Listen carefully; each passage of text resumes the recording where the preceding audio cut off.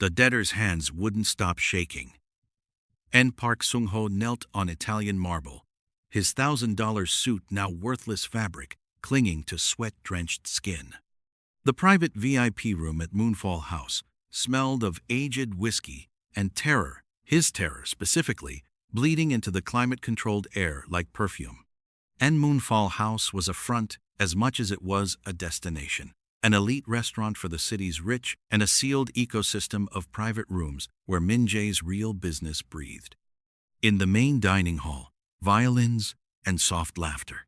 In here, silence and consequences, different menus, different rules, and 6 lieutenants lined the walls, silent, still. Each one a statue carved from violence, their weapons not drawn but present, shoulder holsters visible beneath tailored jackets, a deliberate choreography of intimidation. They didn't need to move. Their existence was threat enough. The way they stood was engineered. 2 by the door, 2 beside the far wall, 2 positioned just behind Min Jae's chair, every angle covered. Every exit accounted for. And at the center of it all sat Kang Min Jae. He swirled cognac in a crystal glass, watching the amber liquid catch light from the chandelier above. A man with nothing to prove didn't need to raise his voice. A man with nothing to fear didn't need to hurry. Min Jae made time itself feel like a weapon. His voice, when it came, was barely above a whisper. No, you borrowed 40 million won. Not a question, a fact. Delivered like a surgeon naming the organ he's about to remove. Nung-ho's throat clicked. I can explain. You used it to bet on horses. Min Jae still hadn't looked at him. You lost. Then you borrowed more. Lost. Again. Then you convinced yourself that running was an option. Then. The words didn't sound angry. That was the point. Anger implied emotion. Emotion implied weakness. Min Jae spoke as if he were reading weather, as if Sung-ho's collapse was natural, inevitable, already decided. The silence that followed was a living thing. It pressed against Sung-ho's chest, squeezed his lungs, made the simple act of breathing feel like defiance. Even the chandelier seemed too loud. Even the air felt watched. I wasn't running. I was You booked a flight to Vietnam. Now, Min Jae looked at him, dark eyes, utterly calm. Yesterday. One-way ticket, departure tomorrow morning. The debtor's stomach dropped so fast it felt like falling down an elevator shaft. His bladder nearly released. He'd told no one, paid cash. Used a fake name. Even deleted the confirmation email. Like that meant anything to a man whose reach extended into every corner of the city. And still, Min Jae knew. I have a philosophy, Min Jae continued, setting down his glass with a soft clink that echoed like a gunshot. Debt is a contract. Breaking a contract is a choice. And choices. He tilted his head slightly, studying the trembling man before him. Choices have weight. His lieutenants didn't react, but the room shifted anyway, because the philosophy wasn't for Sung-ho alone. It was instruction for everyone listening. It was law. It was how their universe stayed ordered. Min Jae rose from his chair. Slow, deliberate. Each movement economical, precise, containing more threat than any explosive gesture could convey. His suit jacket didn't wrinkle when he stood. It didn't have to. In his world, everything bent to fit him. His lieutenants didn't shift, didn't tense, they didn't need to.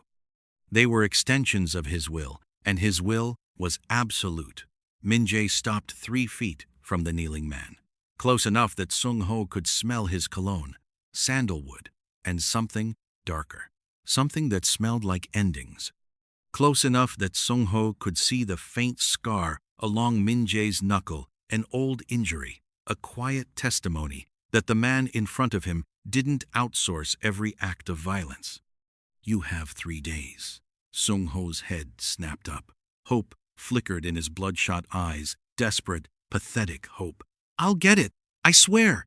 Every one. I'll N. Not the money. N. The hope died. So completely. Sung-ho felt it like a physical blow. N. 3 days to decide what matters to you. Min-jae crouched, bringing his face level with the debtor's. His voice dropped even lower, intimate now, almost gentle. Your mother's restaurant in Busan, your sister's children at Hanyang Elementary, your wife's new boyfriend in Gangnam. Yes, I know about him too. Everything you are, everything you love, everything you've tried to hide. He paused, letting the words soak into Sung-ho's skin like poison. I own it all. I've owned it since the moment you signed that first loan. N. A tear slid down Sung-ho's cheek. Not from pain, not yet, from the crushing clarity that nothing was private.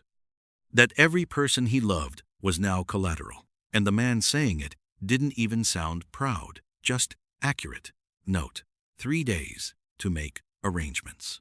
Say goodbyes. Settle what needs settling. Min-jae straightened, adjusting his cuff with casual precision. Then, you work for me, however I decide, for however long I decide. Until your debt and the interest and the cost of hunting you is paid in full. Sung-ho opened his mouth, but no sound came. His mind grabbed at options, the way drowning people grab at air. What was worse, prison or servitude?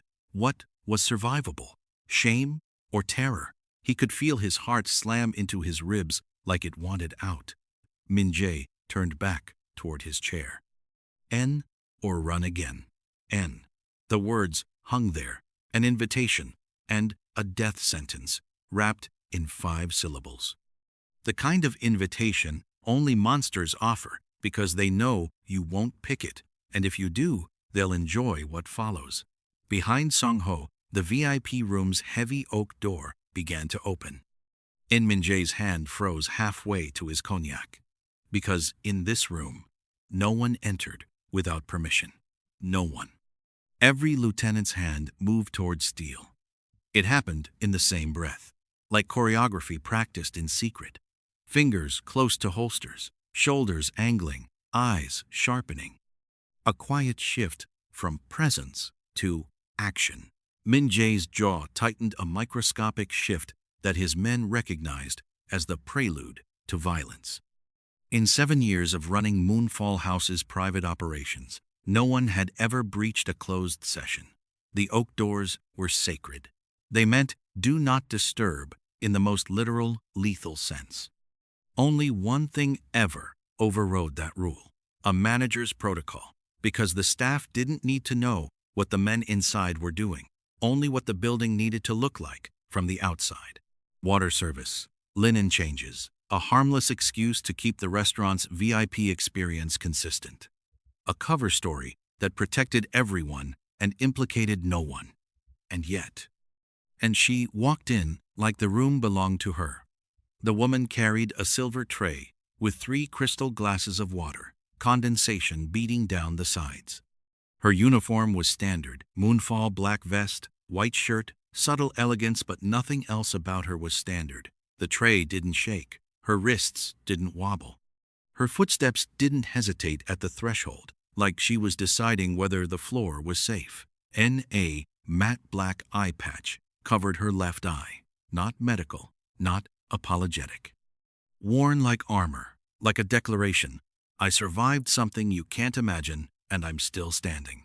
It didn't try to blend into her skin. It didn't beg you to ignore it. It announced itself.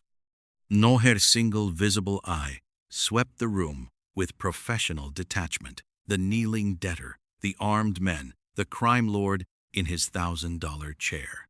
She registered it all and dismissed it in the same breath. No flinch, no apology, no instinctive woman around danger panic. Just assessment, the way a seasoned worker assesses a spilled drink and a broken glass. Something to manage, something to complete. And complimentary water service, she announced. Her voice was calm, unhurried. Manager's orders for all VIP rooms during extended bookings.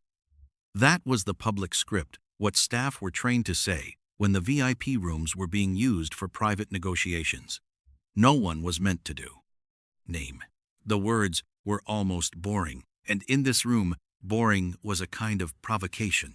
Enshi moved to the side table and began placing glasses with precise, economical movements. Clink, clink, clink. Each sound crisp against the suffocating tension. The lieutenants watched her hands the way they watched weapons. Min-jae watched her like she was a mystery he couldn't solve. Min-jae watched her. Not her body. He'd trained himself out of obvious assessments years ago. He watched her presence, the way she existed in a space designed to terrify and remained utterly unterrified. The way her hand stayed steady while surrounded by men who'd killed for less than an interruption. The way she didn't look at Sung-ho with pity or horror or fear. Sung-ho might as well have been a chair. Leave. His voice cut through the silence, but it lacked something, an edge he couldn't quite locate. Not weakness. He didn't believe in weakness, but distraction, an interruption in his own certainty. She finished placing the last glass. Then, instead of scurrying away like every other server who'd accidentally glimpsed his business, she straightened, adjusted the tray under her arm, and met his eyes. Not a glance. Not a nervous flicker. A full, steady meeting of gazes that lasted 3 seconds to an eternity. In this context, 3 seconds was longer than most men could survive in front of him without lowering their eyes. It wasn't flirtation. It wasn't rebellion. It was something worse. Indifference to consequence. And, enjoy your evening, sir. And, the sir wasn't fear. It wasn't respect. It was protocol, like he was any other man paying for a meal. She turned and walked out, unhurried, unbowed. The door clicked shut behind her, and the sound seemed to echo in Min-jae's chest as if it had clicked shut behind something inside him, too. Sung-ho was still kneeling, still trembling, still waiting for his sentence. But Min-jae had forgotten him entirely. The debtor, the debt, the carefully constructed theater of intimidation, all of it had collapsed the moment that single dark eye held his. Sir? Lieutenant Yoon's voice, cautious. Should we continue? And Min-jae didn't answer immediately. He was replaying the moment, her entrance, her movement, that look. Searching for the flaw, the tell, the hidden agenda that would explain why a waitress had just dismantled his entire psychological operation without speaking more than 15 words. And he found nothing but genuine disinterest in his power, and that was the most dangerous thing he'd encountered in years. And get him out, Min-jae gestured vaguely at Sung-ho. 3 days, terms stand. And the lieutenants exchanged glances. The interrogation was supposed to last another hour. There were points to emphasize, fears to deepen, submission to guarantee. This was the process. This was how control was maintained. But Min-jae was already moving toward the door, a new obsession crystallizing in the hollow space where his certainty used to live. In the hallway, the scent of food and perfume returned, like the restaurant was trying to pretend nothing had happened. Min-jae caught the floor manager before he could disappear into service chaos. The server who just entered room 7. And, sir, I apologize deeply. New hire, she was told. N, her name. N, the manager swallowed. Nia Walker. N, Min-jae repeated it, silently. Nia Walker. N.A., name that meant nothing. N.A., woman who'd just become everything. And A. Somewhere behind him, Sung-ho's muffled sobs faded down the corridor like a life being packed away and carried out. 3 nights later, Min-jae returned. Not for business, not for meetings. He requested a table in Nia's section with the casual authority of a man who'd never been denied anything. The hostess accommodated him instantly. as everyone always did, voice sweet, hands trembling just slightly as she guided him to the perfect table with the perfect view. End quote. He sat alone, ordered nothing, waited. Around him, wealthy couples murmured in soft tones, forks chimed against porcelain, and laughter fell like confetti over the room. The restaurant's warmth was a costume. Min-jae watched it all, as if he were watching a play he'd written years ago and now found boring. Nia approached, notepad ready. Her expression held no recognition of their previous encounter. Or if it did, she'd chosen to bury it beneath professional neutrality. That neutrality wasn't cold. It was controlled, like a locked door with no visible keyhole. In Min-jae. Good evening. May I take your order? In Min-jae studied the menu without reading it. What do you recommend? The Wagyu is popular with guests who prefer N, not what's popular. He set the menu down, watching her face. What do you recommend? N. The question was a test, a small one, designed to establish personal connection, to make her feel seen, valued, singled out. It was a technique he'd perfected over years of manipulation. He asked it just loud enough for Yoon to hear, because Min-jae wanted his own men to witness what happened when he didn't crush resistance, wanted to see if restraint could be its own kind of power. And Nia didn't miss a beat. I recommend the menu. It has descriptions and prices for everything we serve. N. Behind Min-jae, Lieutenant Yoon inhaled sharply. The response bordered on insolent. In any other context, with any other person, it would have consequences measured in broken fingers or empty bank accounts or a body found in a river. But Min-jae felt something unexpected, a smile threatening the corners of his mouth. Not because she was funny, because she wasn't afraid. Because she didn't know or didn't care that she had just stepped across a line most people couldn't even see. N. You're new here. N. 3 weeks. N. You walked into a private room during a closed meeting. N. I was told to deliver water to all VIP rooms. No apology. No excuse. Just fact. N. You weren't afraid. N. Now, something flickered in her eye. Not fear, but assessment. She was measuring him, calculating whether this conversation was heading somewhere she needed to escape. She wasn't intimidated by power. She was irritated by inconvenience. And being afraid wouldn't have changed anything, she said finally. The water still needed delivering. Min-jae leaned back in his chair. Around them, the restaurant continued its elegant dance. Wealthy patrons, clinking glasses, murmured conversations. But their small circle had become an island of something else entirely. A space where his usual gravity failed. And sit with me. And it wasn't a request. In his world, it couldn't be anything but a command. Women sat when he told them to sit. They smiled when he wanted them to smile. They existed, always, within the gravitational pull of his power. Even the women who hated him obeyed, because the cost of disobedience was always unclear, and uncertainty was the sharpest knife. No. The word landed like a grenade. Not loud, not dramatic, clean, final. N. I'm working, Nia continued, as if she hadn't just defied a man who could end her with a phone call. If you'd like to order, I'm happy to help. Otherwise, I have other tables. End quote. The lieutenants at the adjacent table had stopped pretending to eat. Every muscle tensed, waiting for the signal. In 7 years, no one had told Kang Min-jae no, and walked away intact. The restaurant's music suddenly felt too thin, too weak to cover what might happen next. Min-jae should have felt anger, should have felt the familiar surge of wounded pride demanding satisfaction. The instinct to reassert dominance, the impulse that had built him, protected him, made him feared.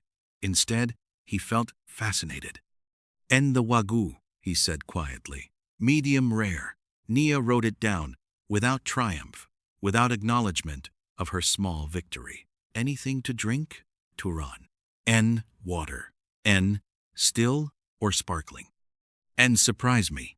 Nolai walked away, and Minjae watched her go, watched the straight line of her spine, the unhurried rhythm of her steps, the absolute absence of fear in her movement. She didn't look back to see if she'd survived. She already knew she would. Noon materialized at his shoulder. Sir, we can... No. Minjae's voice was soft, thoughtful. Leave her alone. For the first time in years, he'd chosen restraint over ego, and the unfamiliarity of that choice terrified his men more than any violence ever could. They could handle a monster. They couldn't handle a man, changing in ways they couldn't predict. And Minjae tasted that realization, like bitterness on his tongue. Something was changing.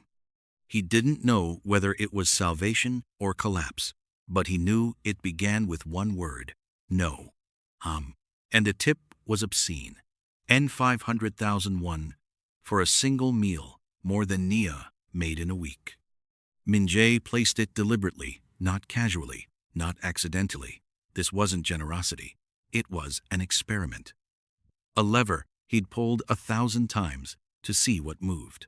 And he watched her face as she registered the amount, waiting for the gratitude, the softening, the crack in her armor that money always created. Money made people honest. It exposed greed. It revealed weakness.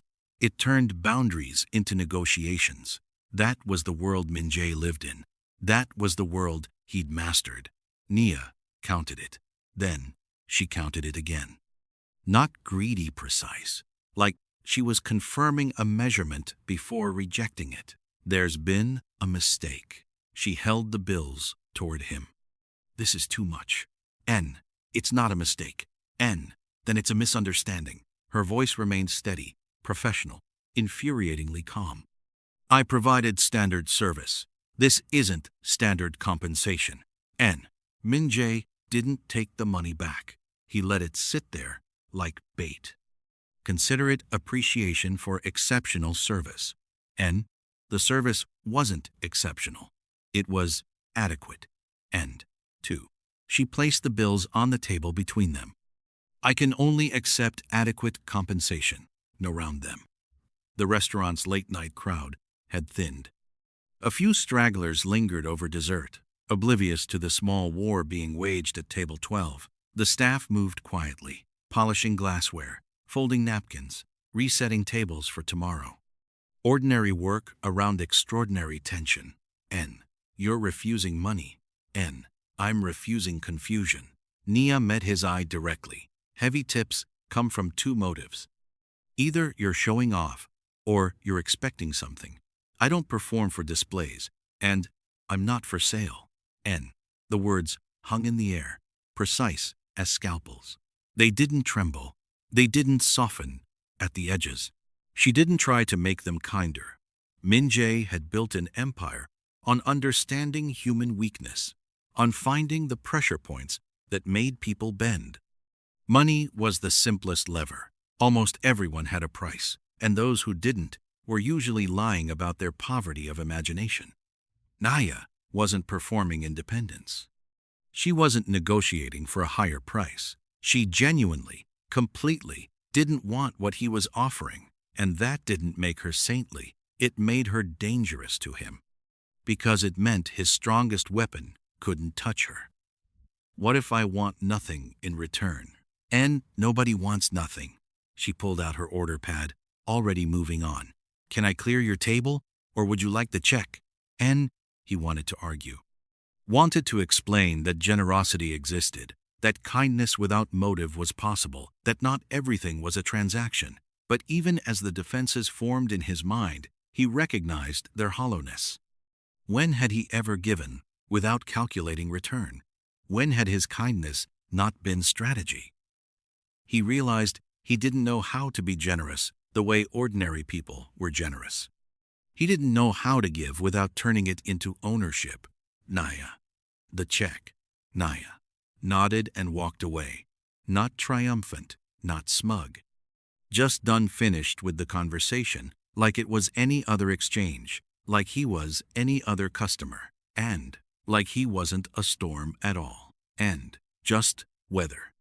And Min-jae sat alone at the empty table, 500,000 won, cooling between abandoned dishes, and felt something he hadn't experienced since childhood. The sharp, humbling recognition that power had limits. Some things couldn't be purchased. Some people couldn't be bought. And wanting those things, those people, only made the wanting worse.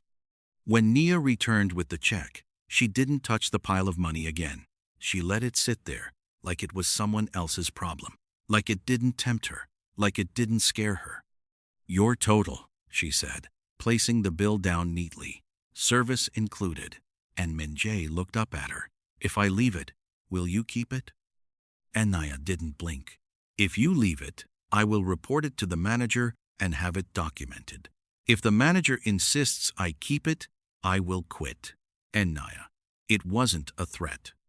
It was a boundary with a spine. And Min-jae's throat tightened, and for a second he hated her.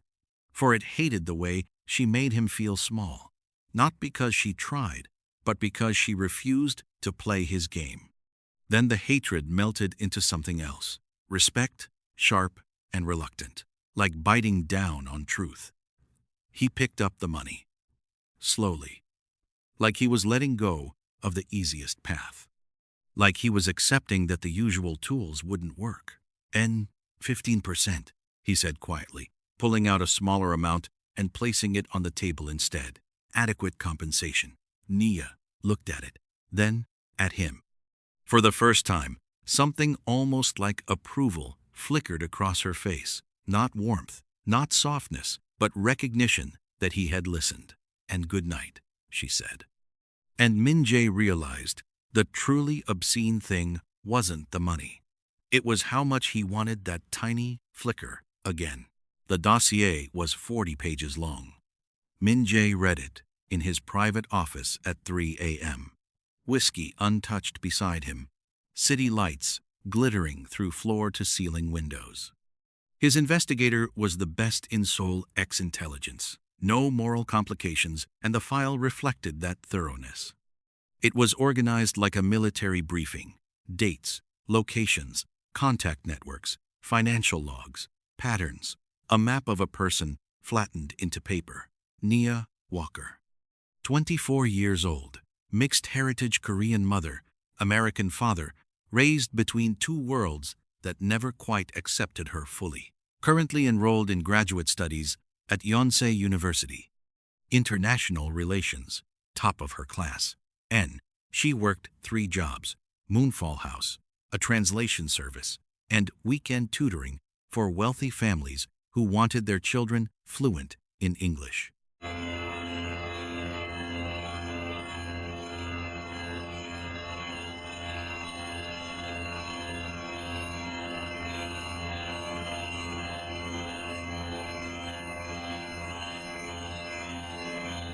No debt, no vices, no leverage.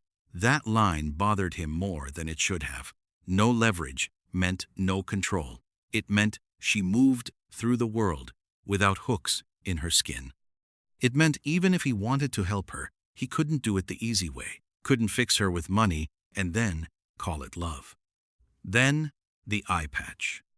And Min-jae turned the page slowly, knowing already that this would be the heart of it, knowing he'd been staring at a symbol without understanding the language, 3 years ago. A night class at her university in the States. A man who wouldn't accept rejection. A parking lot with broken lights. She'd fought the police report, documented defensive wounds on her arms, her ribs, her face. She'd lost the eye to a piece of broken glass during the struggle. Her attacker had lost consciousness to a pen through his shoulder. She'd dragged herself to the security office and reported the assault herself. No trauma response team. No extended leave. She'd returned to classes within 2 weeks, eye patch in place, grades never dropping. The investigator had added a note. Subject demonstrates exceptional psychological resilience. No recorded therapy no support groups, possible internalized coping mechanisms, nor simply a life lived too privately to trace, because some healing doesn't leave paperwork. Because some people don't tell their pain to systems that failed them. Because survival sometimes looks like silence and perfect grades and never asking anyone for anything ever again. Min-jae set the file down. The room suddenly felt colder than the city outside. And he understood now. Not just the eye patch, but everything. The boundaries, the resistance, the absolute refusal to accept anything that felt like obligation or dependence. She'd survived something that destroyed most people, and she'd done it by building walls so high and thick that nothing could reach her unless she chose to open the gate. And her no wasn't stubbornness. It was survival. It was the same word she'd used in a parking lot, bleeding, fighting for her life. The same word she'd had to rebuild her entire existence around. Every rejection of his money, his attention, his power. It was her protecting the only thing she had left, the ability to choose. And here he was, treating her dignity like an obstacle to overcome, like her refusal was a puzzle to solve, rather than a boundary to respect. Min-jae closed the file, poured the whiskey down his sink. The amber liquid swirled away like a waste of comfort. He stood at the window, watching Seoul breathe below him, cars like insects, lights like nerves, the city alive and indifferent. He confronted an uncomfortable truth. He didn't want her because she was beautiful. He wanted her because she was unbuyable. Because she was the first person in years to look at him and not adjust herself to his power. Because she had suffered and still didn't sell her agency for relief. But deeper than that, deeper than obsession, was a realization that made him feel sick. His interest in her was already dangerous, because his instinct was to win, to conquer, to possess. He didn't know how to love without claiming ownership.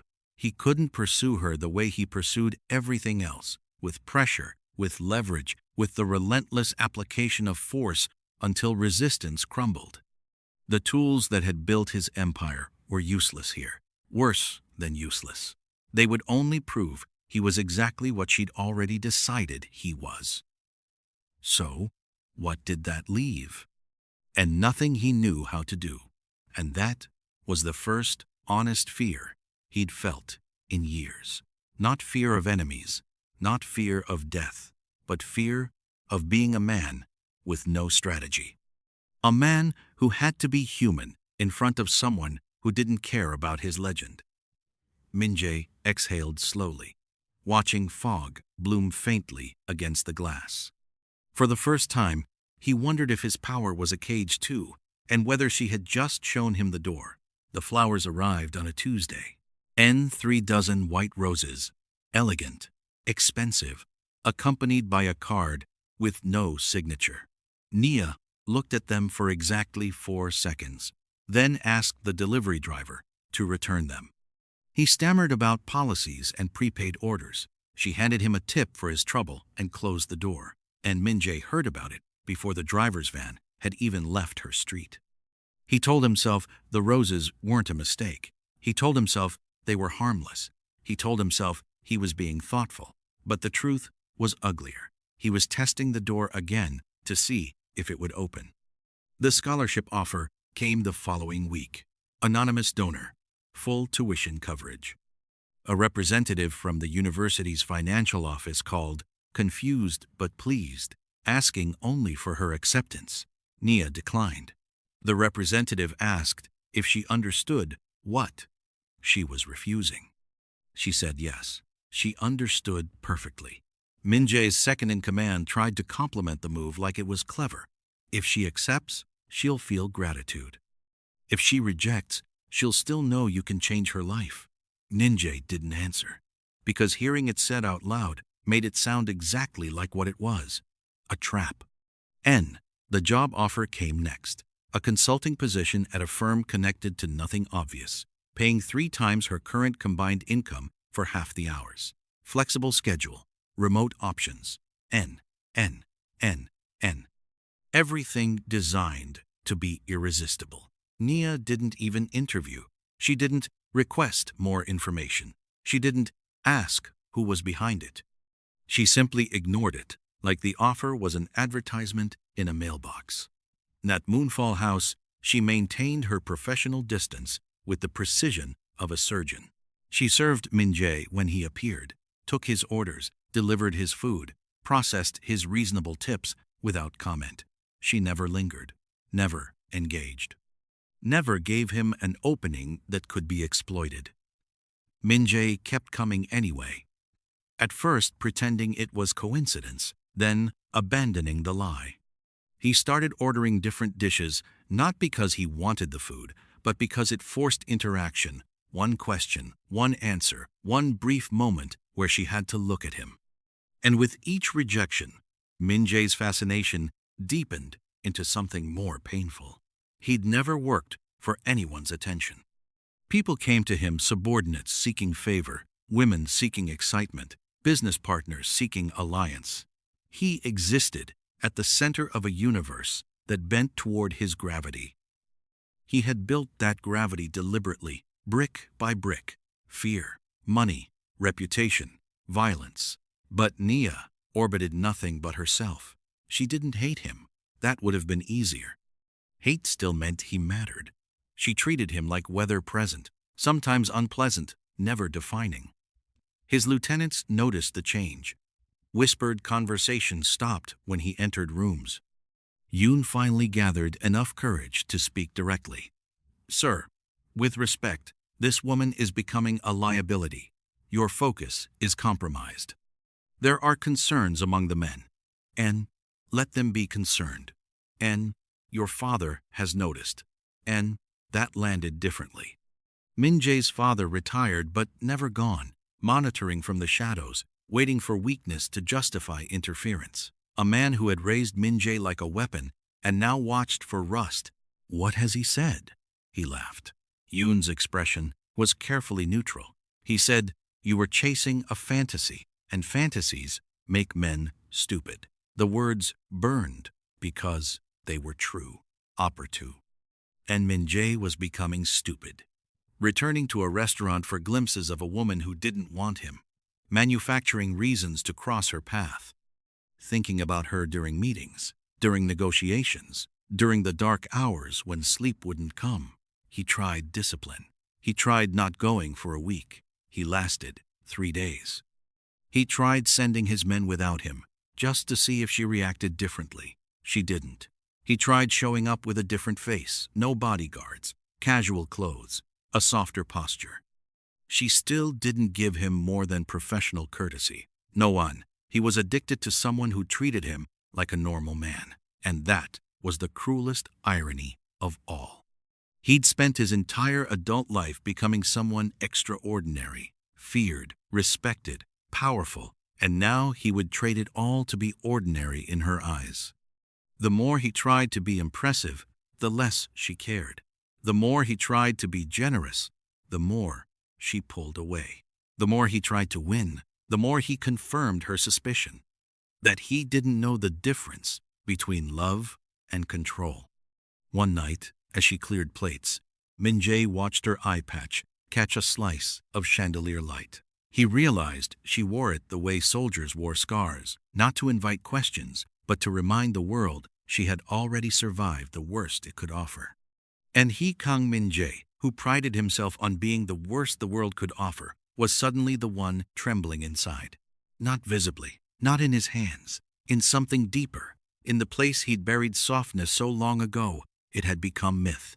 Noon spoke again, quieter. "Sir, are you in love with her?" And Min-jae didn't answer. He couldn't.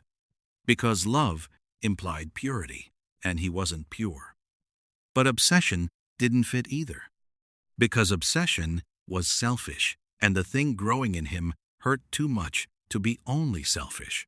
And all he knew was this. Every strategy he used to win people over made her step further away. And he was running out of ways to tolerate the distance. The setup was flawless.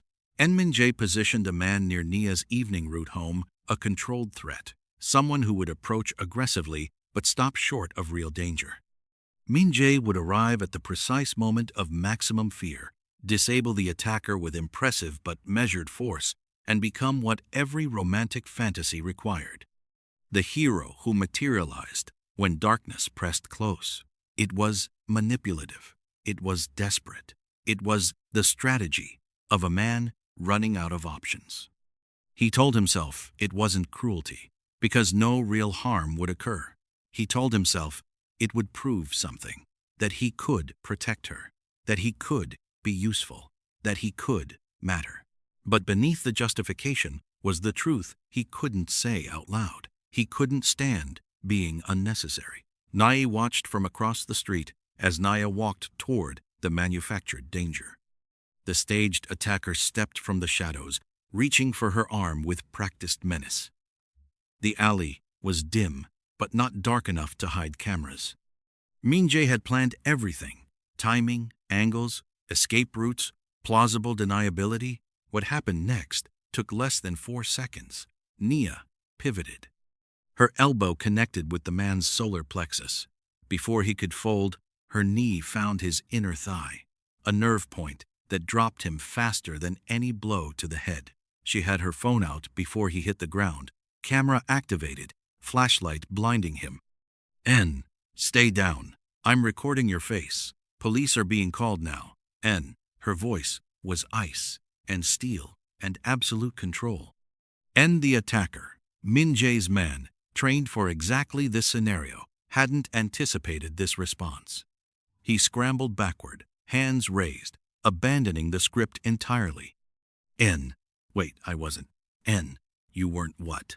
Nia hadn't moved, phone steady, single eye tracking his every twitch. You weren't approaching an isolated woman in a dark alley? You weren't reaching for my arm? Explain what you weren't doing. Note: from his watching position, Min-jae felt something collapse in his chest. Note: she was supposed to be afraid. She was supposed to need saving. Instead, she'd handled herself with brutal efficiency and was now collecting evidence that could unravel everything. Her posture wasn't panicked. It was trained. Her voice wasn't shaky. It was practiced. This wasn't her first time facing danger. This was her refusing to be prey. And then her gaze shifted across the street, through the darkness, directly to where Min-jae stood in what he'd believed was perfect concealment. Not, she knew, not. The phone lowered slightly, though her defensive stance remained locked.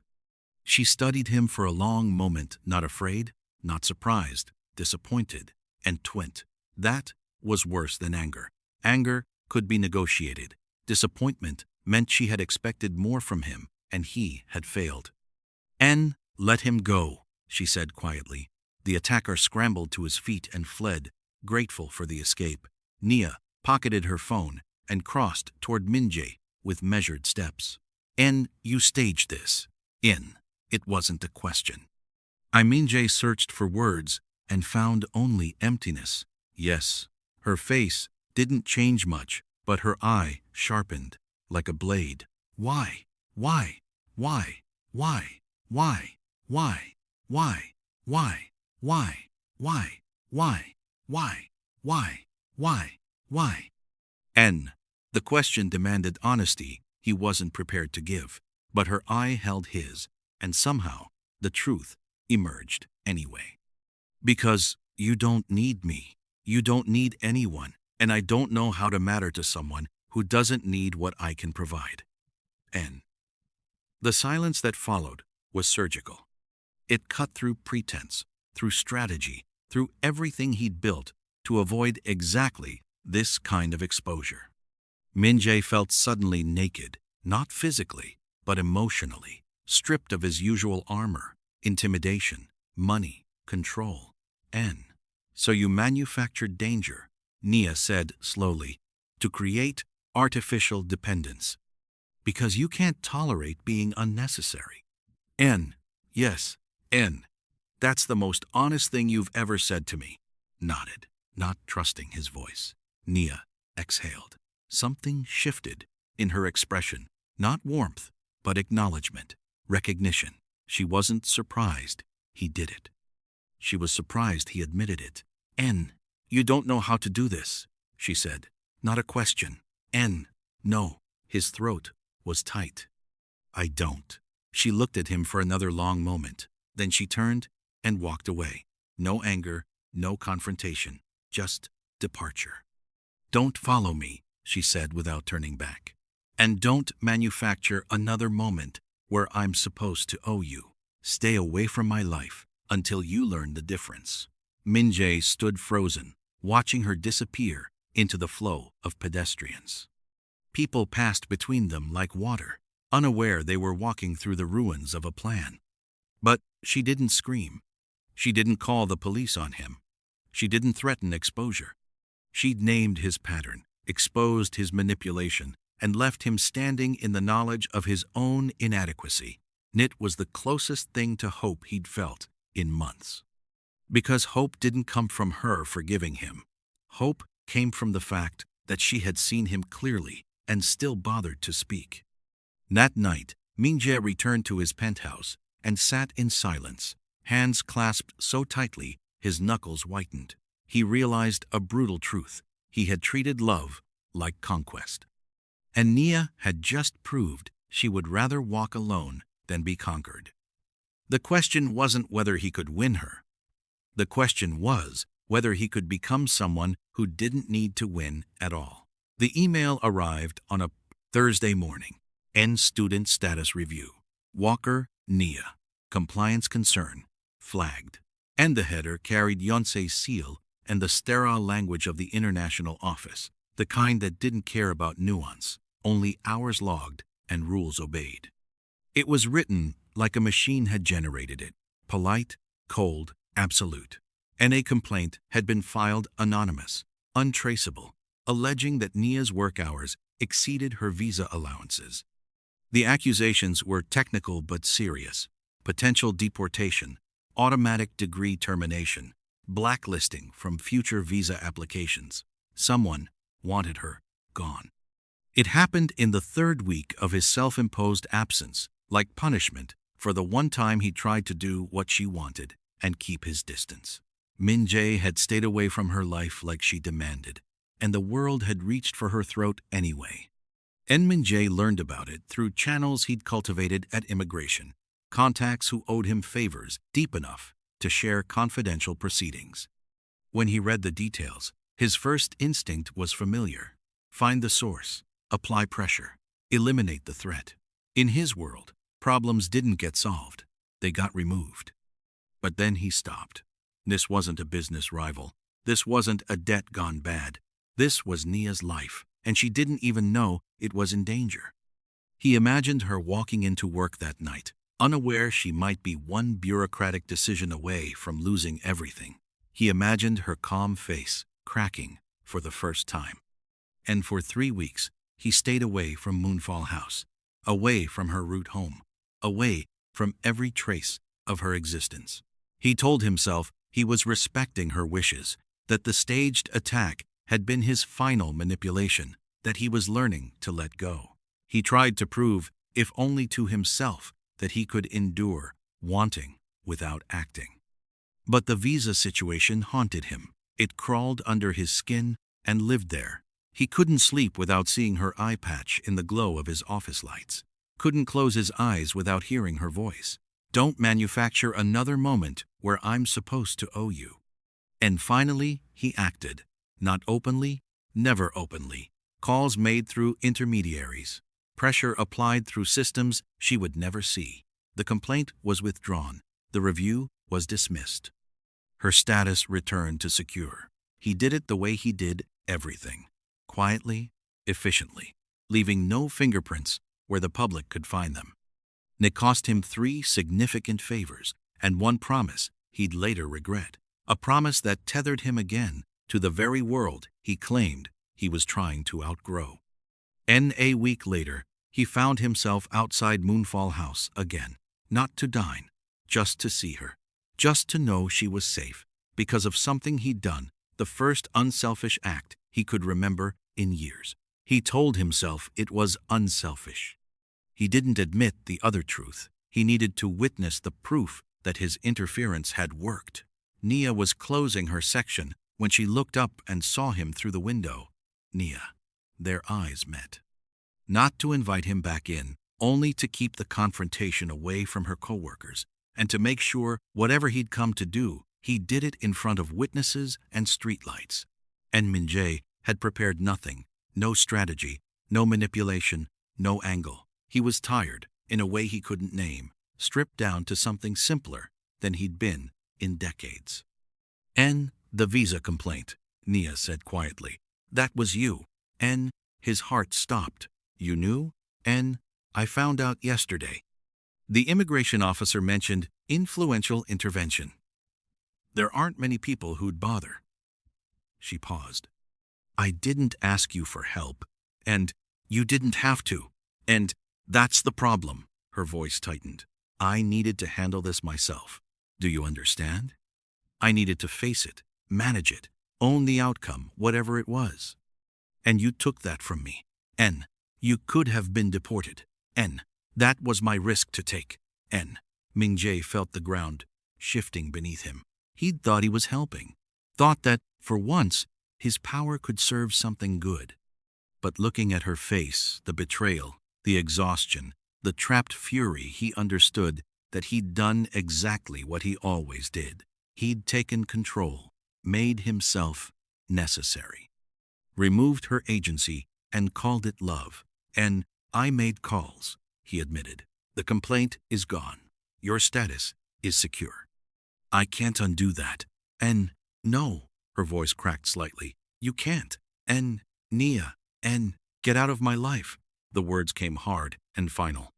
I mean it. No more showing up. No more gifts. No more interventions. I don't care about your intentions. I care about my choices. And you keep stealing them. She turned and walked back inside. Didn't look back. Min-jae stood on the sidewalk for a long time, soul rushing past him, and understood finally what he'd done. He hadn't given her protection. He'd given her a cage. And the worst part, the part that made his stomach twist, was that he had built the cage out of good intentions, so he could pretend it wasn't a cage at all. The envelope arrived at Nia's apartment on a rainy Tuesday. Inside, a complete record of every call Min-jae had made on her behalf. Names, dates, favors, exchanged a roadmap of his intervention laid bare, along with instructions for reversing it all. NW. She could restore the original complaint, reopen the review, face the consequences she'd been denied. If she wanted her autonomy back, truly back, she could have it, even at the cost of everything she'd worked for.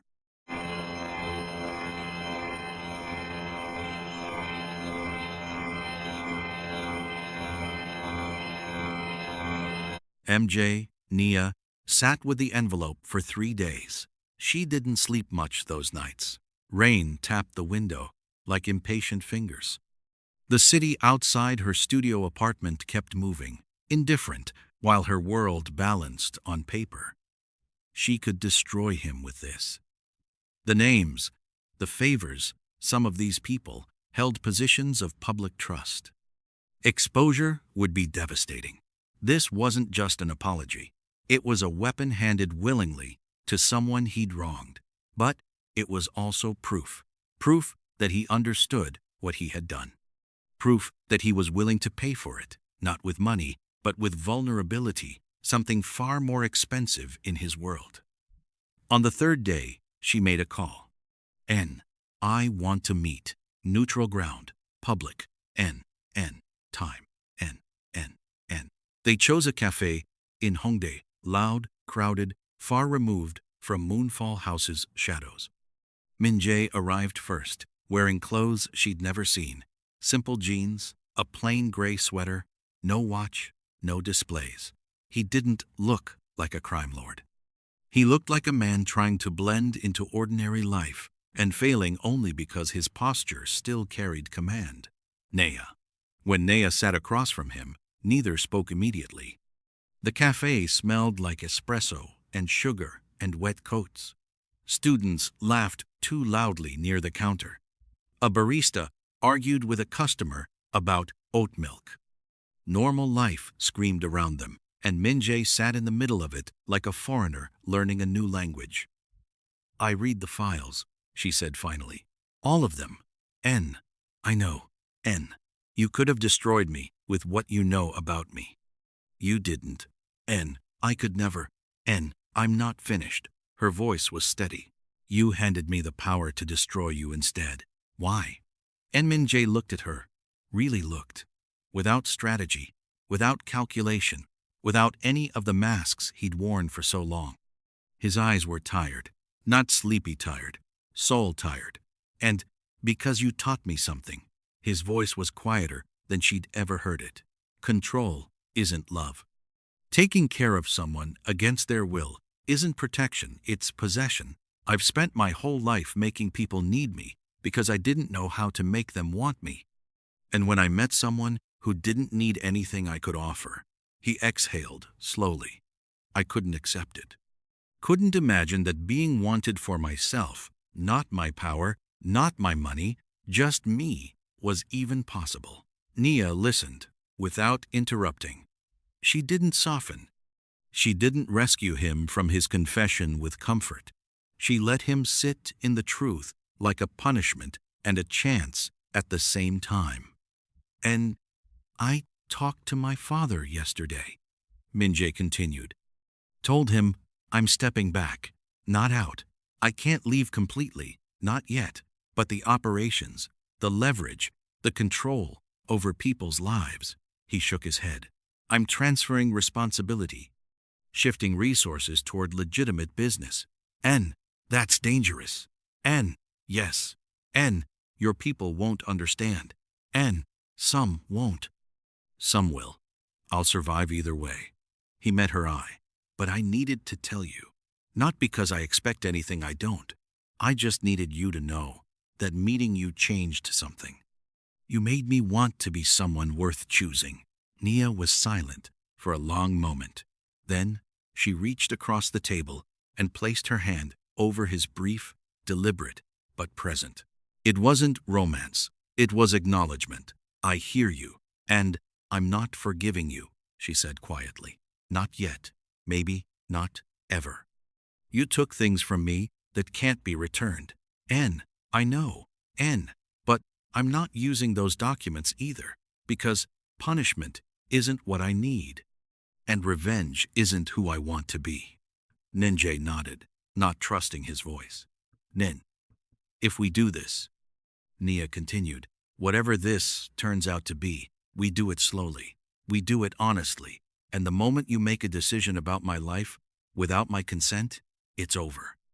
No second chances. N. Understood. N. You'll have to earn trust. You destroyed. That will take years. Maybe longer. N. However long it takes. N." She withdrew her hand, but something in her expression had softened, not warmth yet, but the absence of ice. The beginning of something neither of them could name. "And I'm having coffee," she said. "You can stay if you want." And it wasn't forgiveness. It wasn't love. It was a door cracked open, letting in a sliver of light. En Min-jae ordered coffee, and for the first time in his life, he sat with someone who saw exactly what he was, every flaw, every manipulation, every failure, and chose to give him space to become something different, not perfection, not just proof that change was possible, not. And for now, that was enough. And outside, rain streaked neon into the streets. Inside, two people sat across from each other in a crowded cafe and tried to build something with the only materials that mattered: boundaries, truth, and the terrifying decision to try again without forcing the outcome.